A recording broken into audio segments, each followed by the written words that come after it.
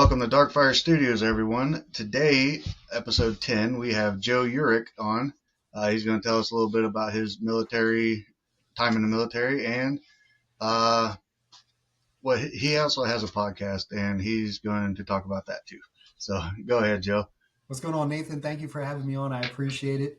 Hello, world. My name is Joe Yurick. I was in the Air Defense Artillery in the Army. Real quick, though, I want to tell you how I joined, which is kind of a funny story. So, my senior year of high school, I was a class clown. I had zero direction. I viewed every classroom as an audience. By doing that, that got me my own desk in the in-school suspension room. That got me on academic probation for my senior prom. Couldn't go to that. I actually had to sign a document to be able to walk the stage during graduation because the principal didn't want me to act up or do anything dumb.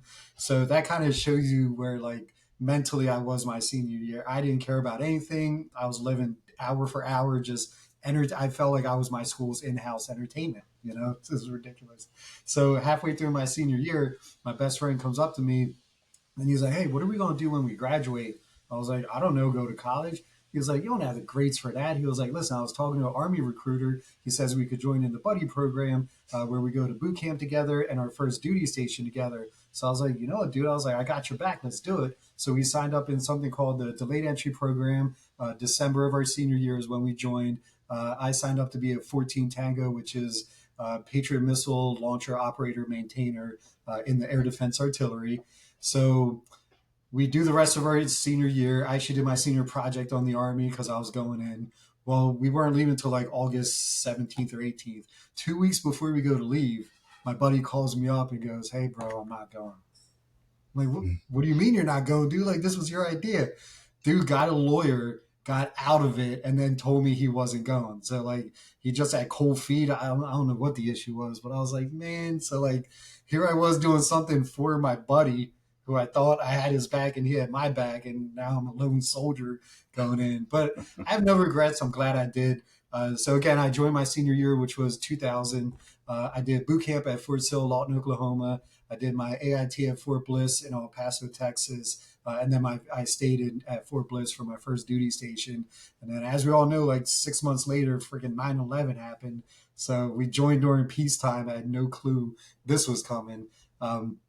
So I deployed for Operation Iraqi Freedom, Operation Enduring Freedom. I was in Qatar, Kuwait. I didn't really see or do too much crazy stuff, but it was still quite the experience. We had a couple Scud missile scares, stuff like that, where we had to get in a Mop 4 and just kind of prepare for the worst. But as Third ID was taking over Baghdad, the air threat was diminishing. So we originally started in the northern tip of Qatar. It was a place called Ras Laffan, and we were protecting Doha from anything tactical ballistic missile, any incoming stuff. And again, as Third ID was taking over Baghdad, then we loaded our equipment, went up outside of Kuwait City and placed out there. Then when Third ID took over Baghdad, there was no more need for air defense artillery. So we sent our equipment home. We stayed in country a couple months just to do like just dumb details, work with other units and stuff. And then I came back early 04, and they were tempting me to reenlist as the Army does, because actually I got stop loss, I forgot to mention. So I had originally signed up for 3 years, and my ETS date is when we were just heading up the Gulf to go to Kuwait City. So obviously, needs of the government, they kept me an additional like 10 or 11 months. And it stunk because I had college lined up, I had a job lined up, and they're like, "Nope, you're at war." So sucked it up, drove on, as we do, and finished out my full term. And like I said, they were like, "If you reenlist, we'll send you to Germany," which, like, I was torn because I really wanted to go to Germany. But on the other hand, like, I saw how leadership act in like time of war, and I seen what I wanted. I always wanted to raise a family, and I saw what being deployed did to families, and Jody creeps in and all that stuff. So like I was like, you know what? I survived the war. I have all my limbs and most of my sanity. So I figured me and Uncle Sam were square. So I got an honorable discharge in '04. But one thing that really, like, so I have a podcast that I'll get into a bit. It's called This Sober Vet. When I first joined and I was stationed at Fort Bliss, Fort Bliss is in the western tip of Texas in El Paso, and we're only miles away from Juarez, Mexico. Well, in Juarez, you only have to be 18 to drink, But as a soldier, technically, you're not allowed to leave the country. Mm. So we called it J Town. We would go down there on off pay weekends when we were broke, and we would just get like white girl wasted. Well, for Bliss and whoever was in charge at the time, in order to keep soldiers stateside, they made the drinking age on post 18. So here I am, an 18-year-old child in El Paso in a new place, surrounded by soldiers, all these alpha males, and I have unlimited access to alcohol. So again, I was in the Air Defense Artillery, the ADA. Well, we dubbed ourselves Alcoholics Defending America, and we lived Hmm. that shit, dude. Like you should have seen Yeah. what we would do in the barracks. Like, oh, dude, it was crazy. Yep. 82nd. That was AA, so it was alcohol or airborne alcoholics. So I Like, get it. yep, Yep. exactly. Yep, yep. Yep. So, yeah, we would do everything from like Edward 40 hands to just like getting a bottle of 151 and seeing if we could kill the whole bottle by the end of the night. Like, just stupid, stupid things. We, another thing I did was we would buy like the cheapest, shittiest beer, like Natty Ice and stuff, and we would do beer bongs all the time. So, one night, me and my three buddies were like beer bonging in the barracks. We were like, yo, man, like, we're like the beer bong brothers. Yo, we should get a tattoo. So actually, on my left arm, I have a B3, which is like the stupidest thing ever. So now when people ask about it, I'm like, yeah, it's for the Better Business Bureau, or I'll just make up like a 3B letter word just to like not even admit what it really is. Uh, but yeah, so that like that kind of set me on this path where when I got out, I don't know how was it for you, like transitioning military to civilian. Was that tough? Um, when I first got out, we were in North Carolina, and I was looking for a job, and I started driving a semi truck. And as I was doing that, me and the wife at the time, decided to move back home. So she ended up, doing all the things and getting back to where we live now while I was driving. So I just stopped going to that house and started driving, getting stationed in the truck closer to the house. It was rough. Um, I I got that $10,000 separation pay, which I You got didn't know at the separation time. pay? I didn't. Yep, but apparently it's a loan, and they just started taking it out. My last few months, they took the whole. I'm getting VA pay, disability, and Uh-huh. they took the whole check for until I paid off that $10,000 back to them. So, What? yep, a lot of people got that. I didn't know that it was a loan for helping. I thought I'm like, okay, good, they're helping me move my stuff back Right. through this loan, or I guess, but Dude, yeah. So if anybody's jeez. going in, I don't know if it's changed. Don't grab that. Yeah, I didn't have that as an option. That's crazy. But dude, they get you any way they can. That's Oh yeah, unreal. So they're one really of good my at it. oh, absolutely. One of my issues when I was transitioning out is like when I came home and I tried to hang out with my old friend groups, all of them were like, Mm, dude, what is wrong with you, bro? Like you're I thought I was still normal, but they're like, dude, you're yeah, some dark ass humor. Like, what is happening? So they dubbed me self destruct. there you go. Right. Yeah, Yeah. So I started just drinking at home, being alone. I stopped going out. I'm a very social person. I became a recluse. I stayed at home. I wouldn't yep. hang out. And that's when like I kind of switched from beer to liquor because it would get me there quicker. And like, Hmm. and then I met my wife at a bar of all places, never thinking this would be my wife. I was just going out to have fun. And it just happened to be I met the one, which I'm so thankful for. Well, we got married and everything, and like my relationship with alcohol kind of got to the point where she had to intervene and say, listen, like you're starting to look actively drunk in front of the kids, like you kind of turn into a different person, you get this look on your Hmm. face, sometimes I have to like tiptoe around when you're drinking. So and I didn't want to stop, of course, so she was like, why don't we just limit what you're drinking, so let's bring it down, because I was drinking like double IPAs and like this high octane beer. So she was like, why don't we limit it to like just 3 beers a night, so that way you can still get your buzz but you're not getting like wasted. So I was like, oh, okay, but my addiction wouldn't allow that. So that's when I started sneaking things. So I would Hmm. buy like a fifth of Southern Comfort. I would hide it strategically in the house where no one would look. And like in between beers, or if my wife went upstairs, I'd run down and like pound as much as I could and then come back up. So that way I was still getting my buzz to my level, but in front of her, I was only drinking the three she thought I was drinking. Well, this came to a head when it was like 2.5 years ago, because I'm a little over 2.5 years sober. I was drinking a lot of SoCo, and I would throw it out in my basement trash can next to the washer and dryer. And one night I came home from a networking event where I drank way too much, and I was driving, which is so dumb. Like when you drink, you just make stupid decisions. Because like Mm-hmm. I do junk removal for a living. We do 3 to 4 jobs a day, and I was a truck commander, so I drive to these jobs like not even thinking if I get pulled over, not only I lose my job, I'm the business owner. I could lose my business. But again, drinking, you do dumb shit. So one night I came home and it was early 5:36, and I was so wasted that I passed out on the couch. Well, my wife had enough, so she started looking and she found the stash. So when I woke up the next morning, I wake up to I pass out on the couch.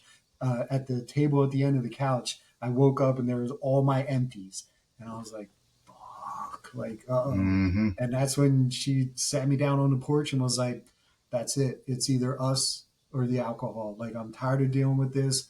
You're passed out yesterday at 6 o'clock on like a Tuesday. Like, this is enough. I'm tired of my kids dealing with this. I'm tired of dealing with it. You're lying, obviously, because I found all these empties, and I was stupid too, because I would throw the empties in the bag with the receipt so she could see how often I was also buying it, which was way unhealthy, super bad.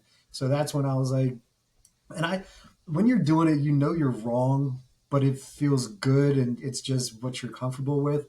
So I knew what I was doing was wrong. And we go to church, and I prayed on it a lot. And I really like kind of told God, like, when I'm ready, like, please help me stop this.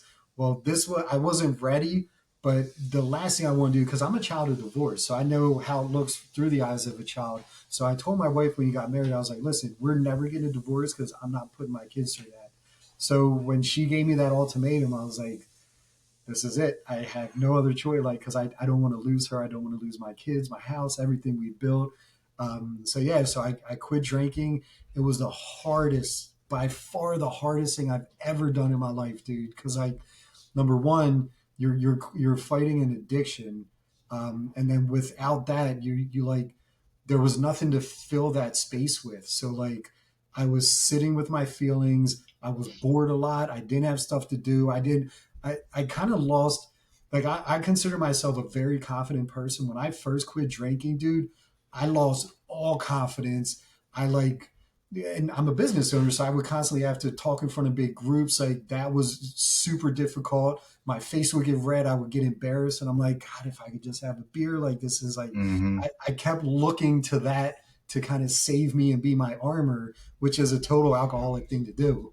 But through time, through counseling, I found a male counselor who was good with alcoholics, and he was an addict for like 18 years. So, and that's one thing, Nathan. I don't know if it ever got bad enough where you needed to seek help, but I totally respect and listen to people that have been through it, as opposed to just someone that read about it and is like, well, I know how you're feeling.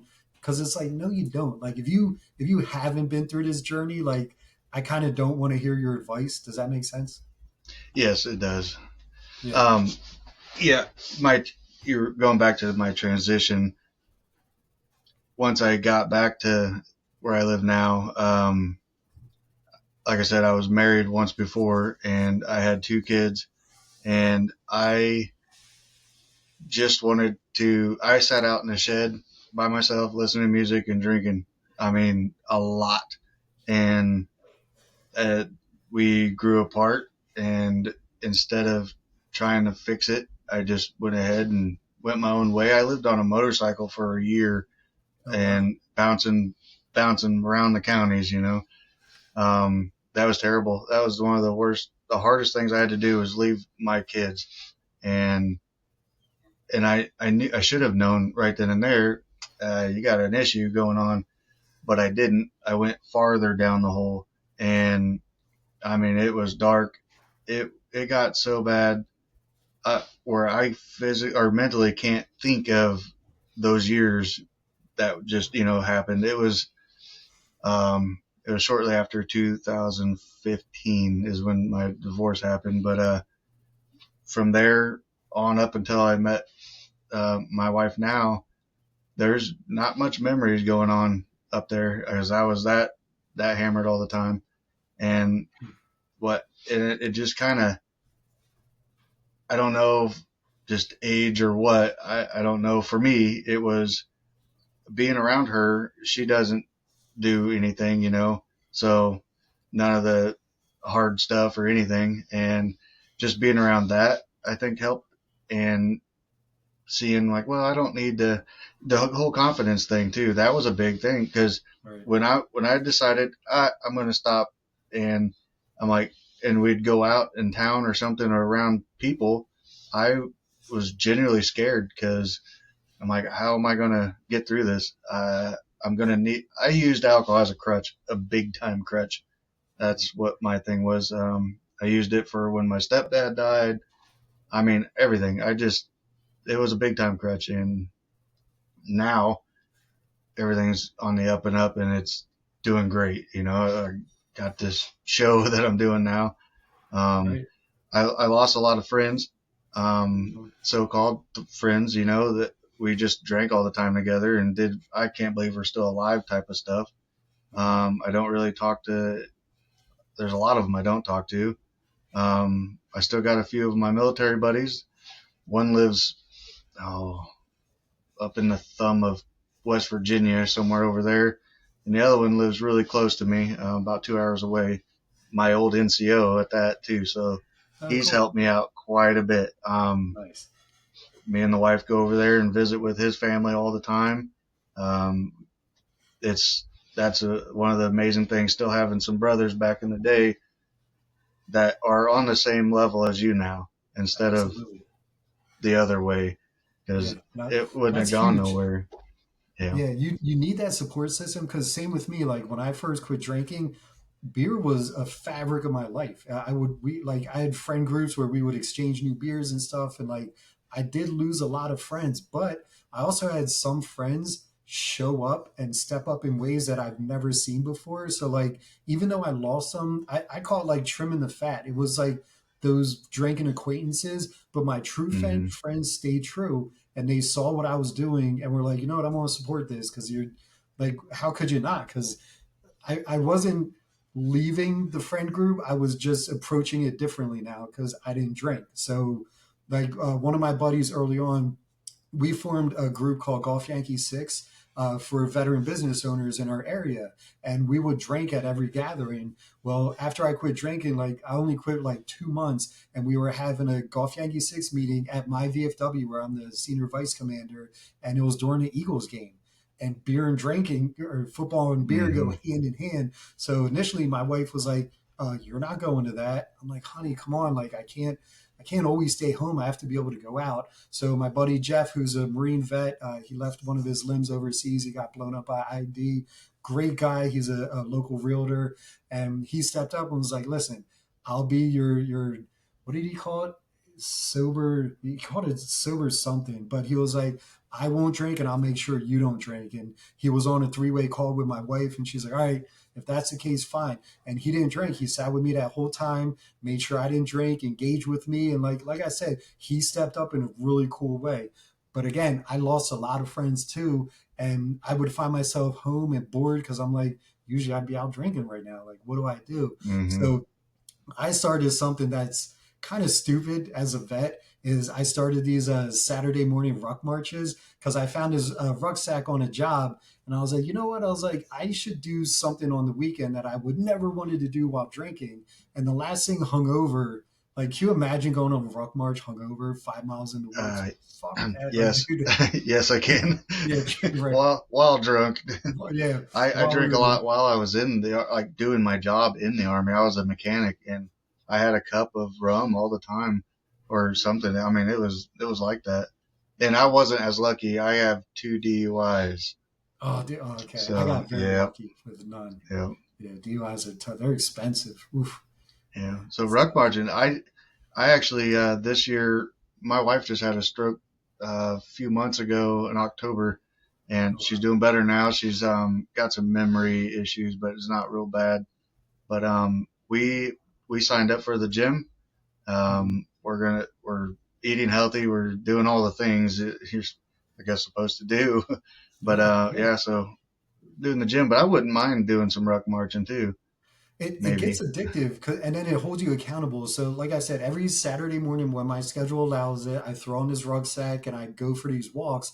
And in the beginning, because even when I drank, I loved being in the woods and hiking and stuff, and that's where I would get a lot of inspiration for like business videos, just anything to kind of help me. Well, since I quit drinking, I was getting zero inspiration. Like literally a year and a half where I go on these walks and like it's just me and nature, like nothing's coming to me. So finally I got fed up. And on this one hike, I was like talking to God and I was like, God, I'm a year and a half sober. I'm fully able bodied. Use me. Like, why are you not giving me anything? Use me for whatever you need, just something. I'm getting like frustrated. And then, dude, Hmm. clear as day in my head, I heard this sober vet. And I was like, this sober vet. I was like, what?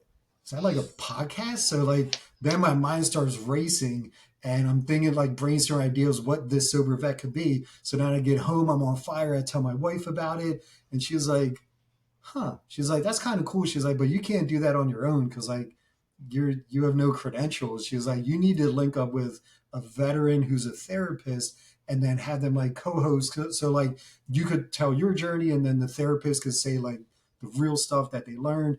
And I was like, that's actually a really cool idea. And I thought I had a Yeah. huge network. I reached out to everyone I knew. I knew a million therapists. I knew a million veterans. I couldn't find one veteran therapist. So I'm like, God gave me this idea. He planted this seed and like, I can't even run with it. I was like, I have to know someone. And then luckily I was scrolling through IG one morning and I saw a female that I deployed with. She was our supply NCO. Her name's Sarn Thomas. Now it's Dr. T. And she has a therapist studio called Evolve Therapy. And she's actually in West Virginia. So I reached out to her and I was like, hey, Dr. T, it's been a while because I haven't talked to her since '04 when I got out. And I was like, hey, I see that you're a therapist. I have this really cool idea for a podcast. Would you be interested? And she was like, that sounds friggin' awesome. Absolutely. So Dr. T and I now host this Sober Vet podcast. And we're only 5 episodes in. I'm booked out 7 episodes, which is cool. Our goal is to do 2 episodes a month. The first episode was my story because I figured, how can I Hmm. expect our guests to be vulnerable if I'm not vulnerable? You got to lead by example. So episode one was just me telling my story, and then episode two and moving forward is we have a vet. Some of them are people that I deploy with, like you with your friends interviewing them. Hmm. Other people are people that heard it and was like, oh, I would like to be on that. So like it's starting to organically grow, which is telling me there's a need, because like normalizing sobriety with veterans is our mission, and that's a conversation I've never heard. So that's kind of what I'm Yep. bringing to the table. And actually, that's how I met you, from TikTok videos, just me posting this shit. Yep. I seen you on there, and I'm like, oh, what's this? I clicked on it. I'm watching it, and I'm like, wow, that's amazing. That's exactly what I'm looking for shows and stuff, and to actually do with people. And I got a lot of friends that are on that same page too, so I'll be sending them your way also. But yeah, Awesome. it's amazing. You gotta. I thought I was gonna. Oh, I'm like, yeah, I'm gonna brainstorm. What am I gonna do? I've had the podcast gear forever, and one day I sat down. I'm like, let's make this work. And I'm like, well, I know a lot of people who is in the service, and they know people. It's a big door. And Mhm. well, I'll tell you what, it's you got to drag these people in here sometimes. Um, they get stage fright and everything else, but yeah, and us doing this, I think, will help our things grow also. So Absolutely. Yeah. yeah, Yeah. it's And I one like what you're doing. I've listened to all of them on Spotify so far. Oh, good. Thank you. Thank you. Yep. Appreciate that. One of the reasons why I am so comfortable is this is going to sound fake, but seriously, you could Google it. So, with my company, JDog, when I first started, we work in the BDU pants, we wear our JDog t shirts, and we're all pretty like physically fit. And 95% of our clientele are housewives aged 25 to 95, and usually they're home alone. So when we would show up to these customers' houses and they would open the door and you had these two big guys, like I noticed like our clientele was getting intimidated. I'm like, oh crap, the veteran thing's backfired. And I was like, what can we do to kind of like show them we're not here to intimidate, we're here to help. So I started making these fun videos of just items we would find on a job or dress it up with like old stuff, just making fun of ourselves. Well, these videos kind of took off and we'll get like 5 to 10,000 views in Lancaster, Pennsylvania, which is like Amish country. So I Hmm. don't know how it happened, but one of our videos came across a Hollywood producer's desk. His name's Jim Millio. When we were younger, he produced 911 shows that would reenact like 911 calls. He also did Hmm. Deep Sea Adventures with Jacques Cousteau, and most recently he did The Dog Whisperer with Cesar Millan. So he reached out to our headquarters and was like, "Hey, I think you guys might have a show here." So headquarters reached out to me and was like, "Hey, would you like to be on TV?" And I was like, "Yeah, sure, why not?" Thinking it would never happen. So the process is they come out, they film something called a sizzle, and then they shop it to these networks. And two networks actually picked it up for a season. So we were on the Discovery Channel and the American Hero Network. The show is called Operation Hidden Treasures. It now lives on an app called Tubi, which is a free app. All you need is an email to get on there. So yeah, if you go on Tubi, look up Operation Hidden Treasures. They filmed 10 episodes, and my crew was on 9 of them. So like this is back when I was drinking, so I was like 50 pounds heavier, so I kind of look like this. But trust me, it's me.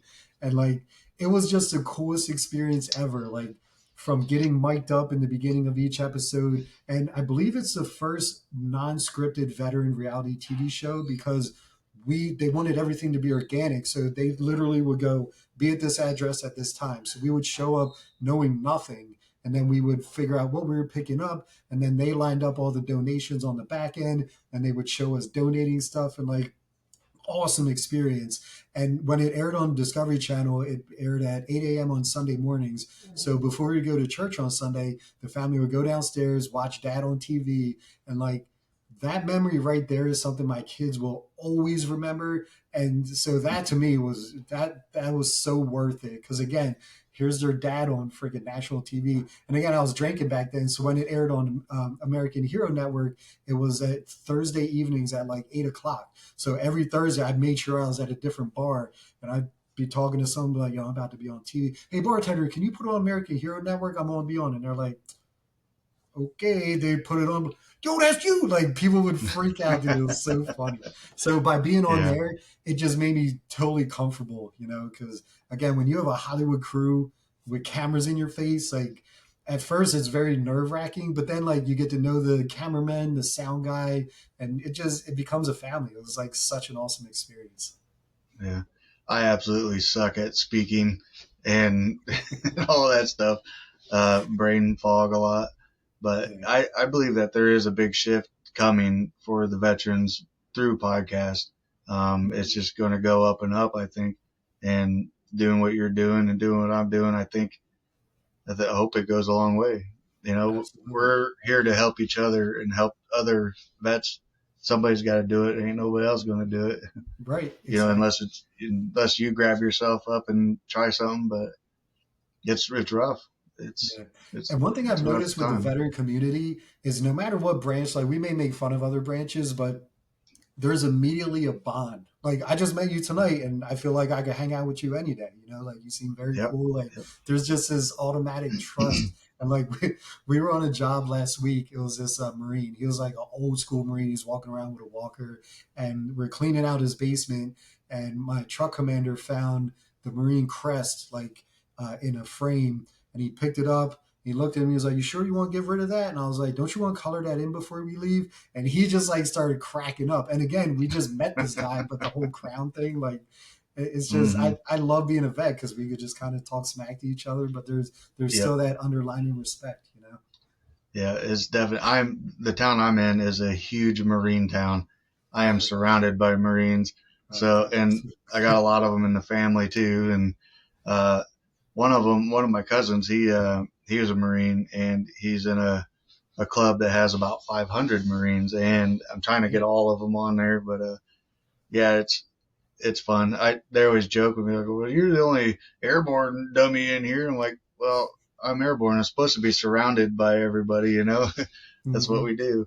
But yeah, it's I love the banter between all the military, but as soon as somebody who's non-military says something, Yeah, look everybody's out. like, what the fuck? Yeah, Whoa, exactly. whoa, wait a minute.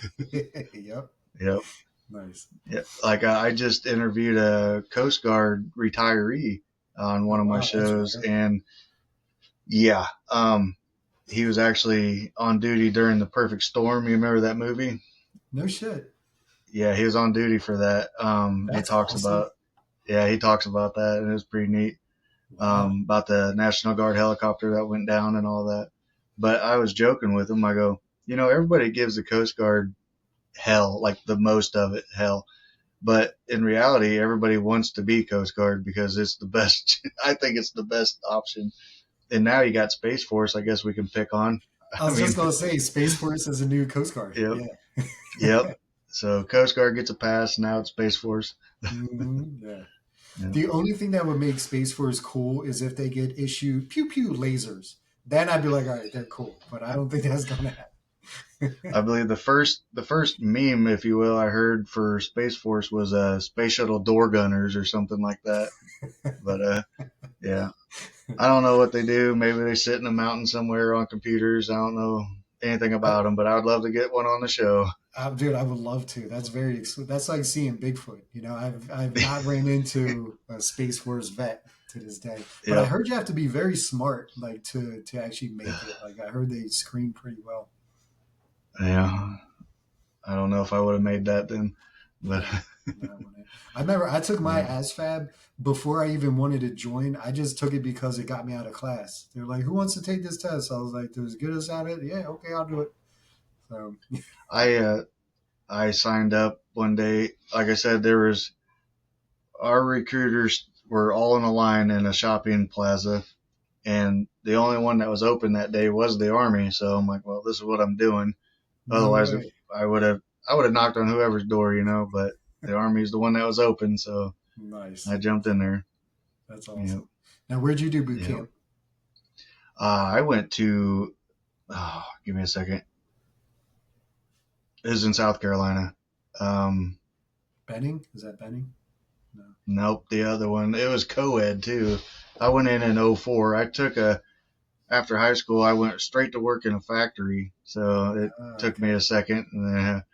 But relax in Jackson. That's what it was. Fort Jackson. Jackson. Okay. Yep. Nice. Nice. Yep. I did my basic there and AIT there, and then went to Benning for airborne school, and then went to Fort Bragg, North Carolina for my duty station. Oh, nice. Okay. So, That's yep. awesome. Nice. Oh yeah. Yeah, but yeah, the drinking was it was normalized back then, and it was just like I had an NCO pick up my glass one time, and I'm like, oh, here we go, I'm getting in trouble. He took a drink out of it. I'm like, oh, why would you do that for one? But two, he goes, man, that's hot. Need some ice. I'm like, you know. But you know what? Maybe if he wouldn't have done that, I would have gotten in trouble during that.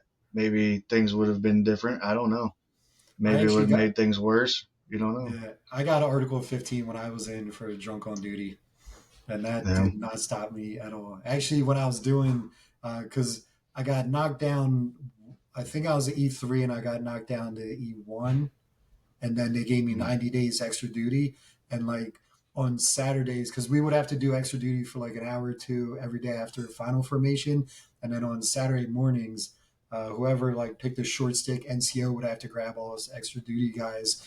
And we would have to go to off post or on post housing and do site beautification. Well, on the way Mm-hmm. there, we would stop at the class six, and again, for Bliss, you only had to be 18 to drink. So like the NCO wouldn't even come in. We would buy those little airplane bottles of whatever liquor and put it in our cargo pockets. And then when we would get to wherever we're doing site beautification, me and my buddy Voss, we'd grab our weed whackers and go, "Hey, sir, we're going to start back there, and then we'll work our way here." It's like, okay. So we would go to our farthest point where he couldn't see us, boom, boom, boom, pound all those bottles, and then we'd whack the whole way back. Like we were so stupid. Like we were in Yeah. trouble for being drunk on duty, and now we're drinking on like, so dumb. You know, I actually, I'm just now getting to the. I don't know if there's a stage or whatever, but um, also me and the wife quit smoking, and I was a big chewer. I dipped Copenhagen like you wouldn't believe. I always had a pinch in. I thought that would be the hardest thing of my life to quit. I'd only have like a cigarette in the morning and when I got home from work, and maybe, and definitely on drinking days, I'd just smoke like a pack. But I can't stand the smell of cigarettes now, Dude, me too. and I can't believe I quit dipping. And I thought I was gonna need like candies or something, but it's weird. I got over that hump, and it's like I don't. I don't know if it's just making excuses or what, but I'm like, I'm going to need something to fill in the gap, but there's nothing. I mean, it's great. I can't explain it. It's the feeling of being free from all of the stuff, Absolutely. and I can breathe better and all that stuff. So maybe I will start ruck marching or something. Dude, you Maybe we should, can do yeah. a TikTok live ruck march That'd together. be funny. Yeah. So one of the things, so after I got my over the year mark is when I started getting my confidence back, because after a year, I've been through a year of not using, not relying on things and facing my feelings, facing problems head on. And after you do that for a year, you kind of go like, wow, like I've conquered everything and I didn't rely on anything but myself. So essentially I beat Joe Yurick and I'm on this side of it because now I don't rely on anything. I'm just doing what I do. I'm tackling stuff head on. And now, dude, my confidence is way higher than when it is the drunkest I've ever been. Like, I'm so confident now because I don't need anything. I can handle everything on my Hmm. own. And that just takes you to Yep. another level. And it get like, I've had people say, dude, you have a spark to you now. And it's because I've been through hell and back and I came out on this side. And like you said, I'm free. I'm Hmm. not chained by anything. I don't have to, on my way to a party, be like, God, is there going to be alcohol there? Like, or should I bring beer? Like, I don't have to worry about none of that because I don't rely on anything. And dude, that is Hmm. like, that freedom alone, like I wish I knew how good this felt years ago. Like I wish I quit years ago. I'd be probably 5 years ahead of where I am now in life if Hmm. only I was sober prior. But again, I'm Yeah.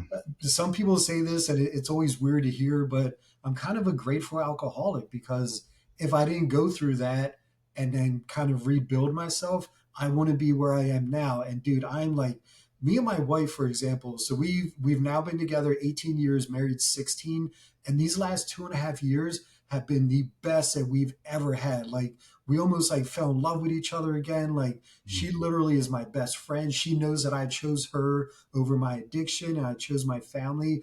And because of that, dude, my life is like it's so like I see beauty in places I never did before now that I'm sober, if that makes sense. Yes, it does. Yeah, it's amazing. Like this is the new Nathan, if you will, and you're the new Joe. But Yep. I don't think it's the new. I think it's what we were or what we were supposed to be. And I guess the new part would have been the alcohol stuff. But True. so Right. I guess we're the old, the Yeah. The original. OG. Yeah. The OG Nathan and OG Yeah. Joe. I don't know. Yep. I am a lot more quieter when I go out and about, but I do I am able to still have fun and talk. It's I don't know, it's amazing though. I didn't think I was going to be able to do it, but and I never classified myself as an alcoholic. I knew I drank a lot, but Mm. I never accepted that I was drinking a lot. And I You know don't what I know. always thought was dumb? Literally, the definition, like years ago when I did go to a counselor to see if I was indeed an alcoholic, the first question she asked was, well, do you drink for the feeling or for the taste? And I'm like, doesn't everyone drink for the feel? I was like, I drank to get a buzz. And she says, technically, that makes you an alcoholic. And I'm like, what? Like, I was like, isn't that why everyone drinks? So everyone in the world's an alcoholic. So I was just like kind of shushed it away. But like, I guess Yeah. I would take that feeling to the extreme. I was a full throttle drinker. Like I couldn't have a beer or two. Like literally, if there were only two beers available, I'd rather not drink than just have those two beers because that would just be a tease, you know? Like I needed to Hmm. drink at least a six pack. I needed to get to that point where my eyes were like low, and I loved it because like to me music sounded better. Like I felt like I interacted better, and like I was just on this high like in my head that I totally fell in love with. But now being sober is way better than that because then the next day you're always hungover. 9 times out of 10, you have to apologize for something stupid you did or said. Where when you're scrolling through your phone, you're like, holy shit, I texted what? Like, you just, Uh-huh. yeah, you don't know. You're like waking up to find out what happened the night before. Was it good? Was it bad? And I used to enjoy that, but now I just see how stupid that is. Like, Or singing karaoke, you thought you were really good when you were drunk, oh, dude, and then try see singing the video. karaoke when you're sober, you still suck. I'm like, oh, Uh, okay, I can't sing.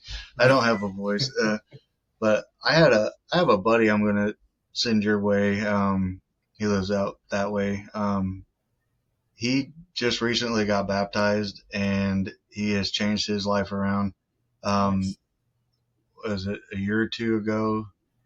He called me. I was on my way with the wife to go get dinner, and he called me, and I'm like, I got to take this. I can't. We were getting ready to walk into the building. I'm like, I have to listen to this. And he was in a bad way. He was in his car. He was drinking. He had his gun. He was Ooh, like down at a gas station. And that's his story. I'll let him tell it, but I'm glad you it took was that bad. We call. was worried. Yeah, and I didn't feel like I was helping him, so I passed it off to another guy. So he had two guys talking with him. So, but he came a long way. He's got his own business now, a little barbecue joint Nice. up that way. Yep. That's awesome. But it's really or I don't know the word. It's awesome to see the change that people will take and better themselves instead of being on that destruction path. It's Absolutely. and I still have one old friend. Uh, he he's drunk all the time. I wish I could get a hold of him and help him and just do things, get him, on a different path. Yeah. But Yeah, it's a everyone's on their constant own battle. path, and yeah, it is a constant battle, and everyone's on their own path, and sometimes it takes others to be destructive in order to motivate you to be like, I'm not doing that. I'm staying here. I'm definitely not going that route. I have a question for you. What time do you go to bed? Do you go to bed early since you're sober? Yeah, so I we are getting ready to go to bed around 9 o'clock these days, and I That's a get up good deal. about when the sun comes up, and I it's awesome, and I mean I get a lot more done in the day. So Hmm. And yeah, that was one thing. So my wife through this whole journey has been like a complete rock. And when I first quit drinking, I would get tired at like 8:30. She's like, "We're not going up at 8:30, but we could do 9." So and she's a night owl, so she totally changed her whole routine just to go to bed when I do. Because yeah, by 9 o'clock, dude, I am completely spent. But yeah. my internal clock wakes me up between 4:30, 4:45 every day. So I get up. I'm productive. I jump out of bed. I do 40 push-ups to start my day. Like now I'm investing in me. And like I said, when I quit drinking, I lost 50 pounds. Like I was so like swollen from all the beer I was drinking. And now I'm like, I hover between 190 and 200, which I'm 6'2", so that's kind of where I need to be. But like just health wise, dude. And also like driving now. I used to drink and drive. I would go to a gas station, well, I'd hit the liquor store. I'd get a fifth of Southern Comfort. I'd go to a gas station, get a 20-ounce soda, go to the gas pump, pour the whole fifth in, mix it with the soda, throw the fifth out so there's no evidence. And I would roll around drinking and driving like that. And dude, if a cop would get behind me, dude, I'd be so freaking scared. Mm. And like, it's just so stupid now, dude. Like, I'm confident everywhere because I'm not doing anything wrong. I'm not hiding anything. Like, and that's another thing, Hmm. like you said, with that freedom. And that's why I feel like I'm so happy being sober because all the freedom involved. There's no lying. There's no hiding empty bottles. There's no, have you been drinking? No, I haven't been drinking. And like, you could totally see that Hmm. you've been drinking. Like, I'm Yeah, just so glad to be free of all that bullshit. yeah, yeah, yeah. It's a whole different path, and it's a pretty good one. I feel, anyways. So, Hmm. Absolutely. uh, I don't know where else to go with this. So what's next for you? What's your goal for your podcast? You said you're how many episodes in? Like 10 or 11? Yeah, somewhere around there. About I think I marked you as 10 on this, but Nice. it's a one or two more than that. I had a few parts. That was a part two, part three, but I would like to just keep going with this and seeing it. Like it's not necessarily how big I get, but it's I want to see how many people I can share stories with, or get them on here. Um, there, I when I go and ask around, I get a lot of no, we ain't gonna talk about nothing, or yeah, I'll talk, So it's half and half, and I don't know.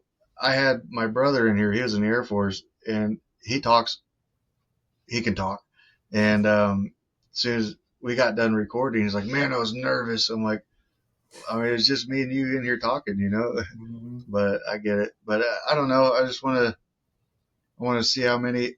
Eventually, what I would love to do is get an RV and go coast to coast to the veteran homes, um, the VA homes, and get to the people who can't get out. And you're, we, I don't know how many World War II vets are left, but Like there ain't that. much, and a lot of them stories are gone. And so I'm going to try to get on the Vietnam guys. I want anybody wants to share their stories. I Mhm. want to get them, and then just work my way down the list. And Dude, that's a you great know, goal to have. Just go countrywide yep, and see how many people you could get. Yeah, that's awesome. Nice. yeah, that'd be one of my absolutely favorite goals, just to be able to travel back and forth, just doing this and getting everybody's stories and get it all documented. Because I don't know, we're gonna start just every generation we start losing other generations and a lot of stories. That, and I think sharing stories, like a veteran talking to a veteran, they can sit there and banter for hours. They can't just talk to some guy off the Civilian or street, whatever. some civilian. Right. So, like, this is for them. Let's hear their stuff, and they don't have to be a war hero or nothing. They could have not done nothing and just stayed on, in their base or whatever their duty station. That's fine. I want to hear it all.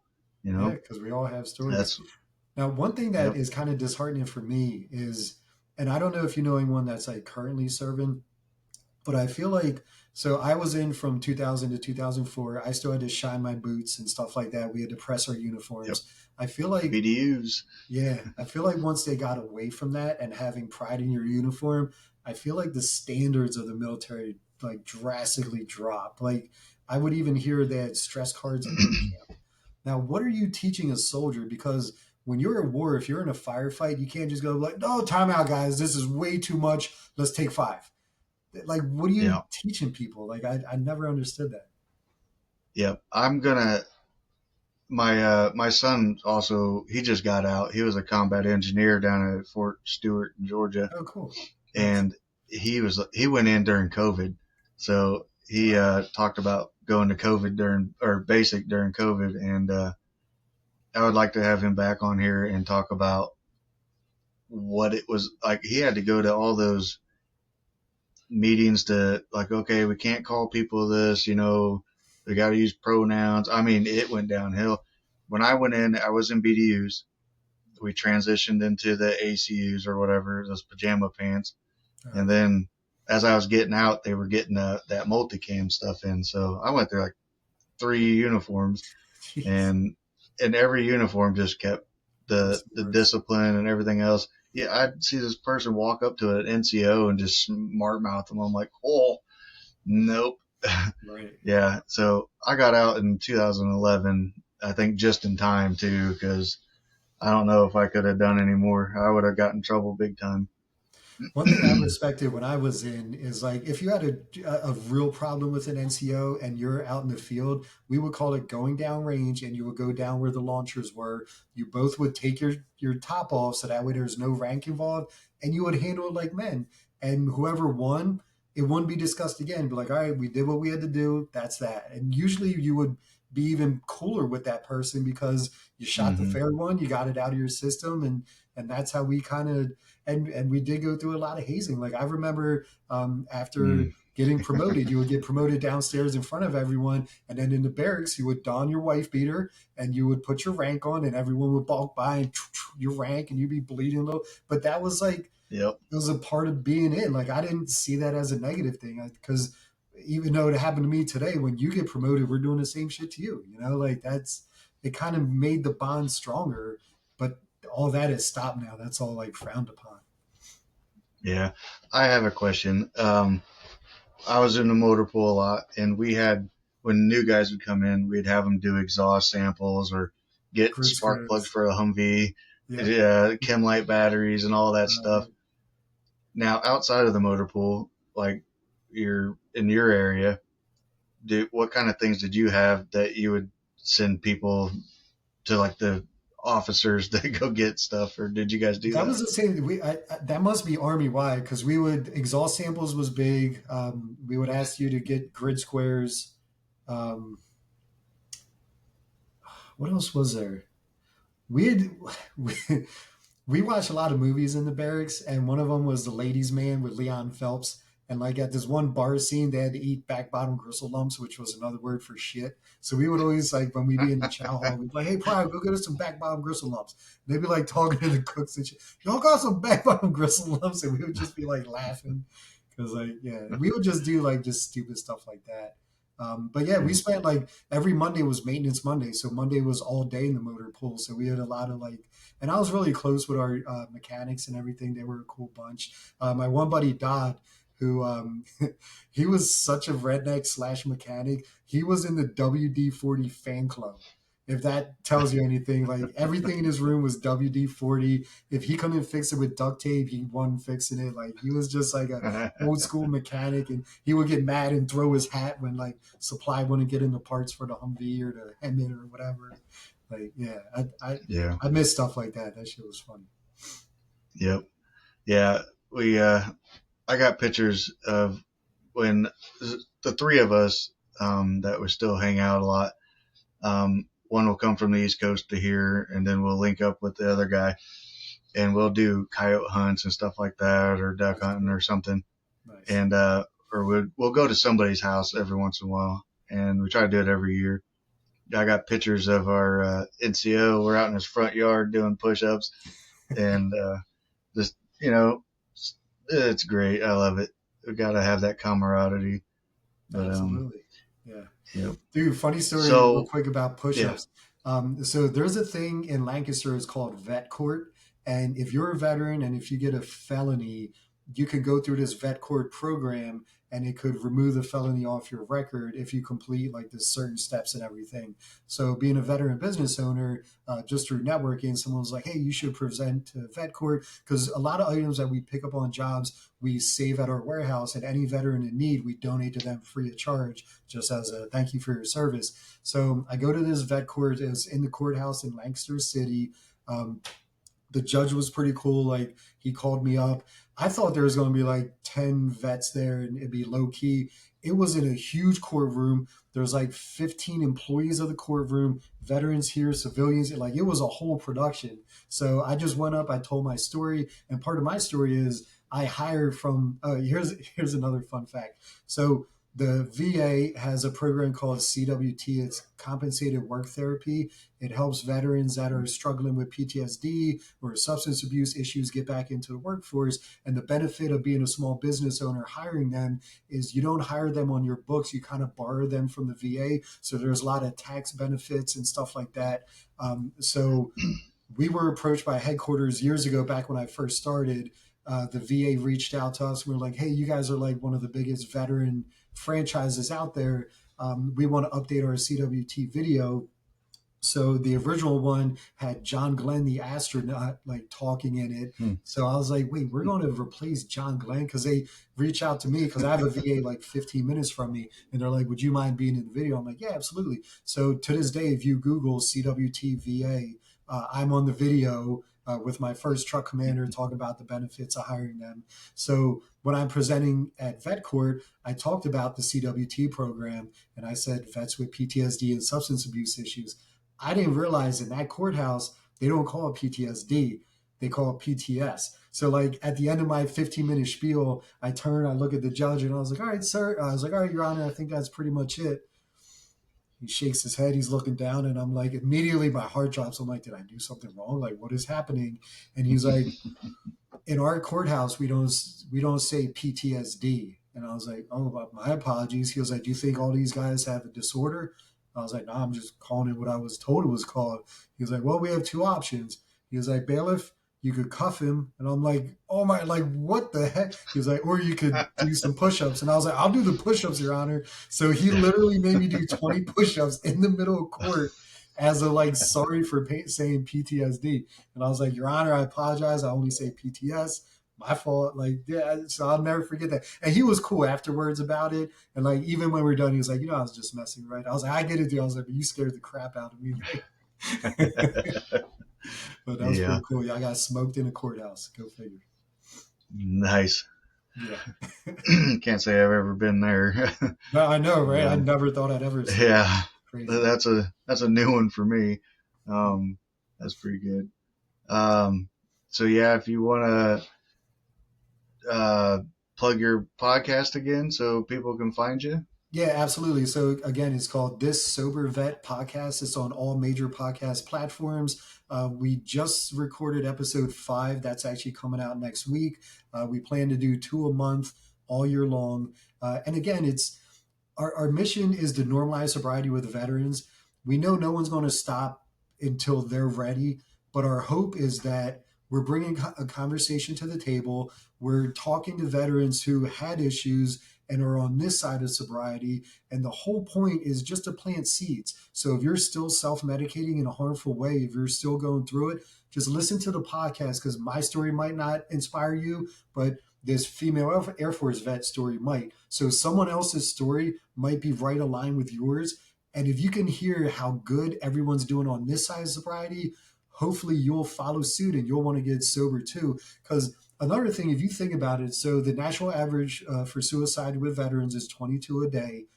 Like 99% of those 22 have something in them when they make this drastic decision. They're either drunk, high, pills, whatever it is. They're not in their right frame of mind.